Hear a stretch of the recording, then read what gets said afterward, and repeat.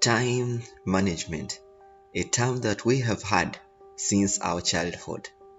But unfortunately, most of us cannot define time as a term of its own. Time is a measured or measurable period during which an action, condition, or process exists or continues. So, whenever we talk of time, we refer to the past, the present, and the future. Whereas management is the organization and control of something. Whenever you have something under your control or you are in charge of organizing it, then that is what we refer to as management. Both men and women have different definitions for the word time.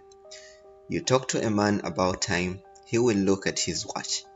You talk to a woman about time, she means attention. That's why they will always say, you do not give me time. That means you do not give her attention. So, what do you understand by the term time management after we have looked at time and management? Time management refers to the act of planning the amount of time you spend on which activities. So, whatever amount of time you spend on given activities is what we refer to as time management. The more you manage it, the more you get use out of it. At times, everyone should have their own personal characters. You should have things that govern you, things that you should be able to do on daily basis. Like you can say, you should never stop learning. Trust yourself. Believe that you can. Always forgive yourself. You're not always at wrong. Take things positive. Take care of yourself. Know your friends as well as your enemies. So, how can time management be learned or put into our daily life? We can make use of the following methods. We can use the to-do lists, set goals, or we can even prioritize, as in meaning we can take first things first. We can schedule tasks, focus on one task at a time, minimize distraction, or even delegate tasks so that we can keep our time managed properly. How is time management important in our academic life? Of what use is it? It can help you with early preparation for your examinations, attendance to lectures. You can even use timetables to manage it. You can use the to-do list like I said previously. Transition from school to university, mentally you will develop, and then it will help you with academic balance.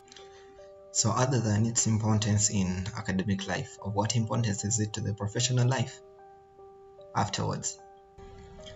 Professionally, it will help you set proper goals. Whenever you have goals set, you'll manage your time accordingly. Then you'll have prioritizing something. Whenever you prioritize and do things that have to be done first, then do last things that have to be done at the last moment, you'll have a much better plan.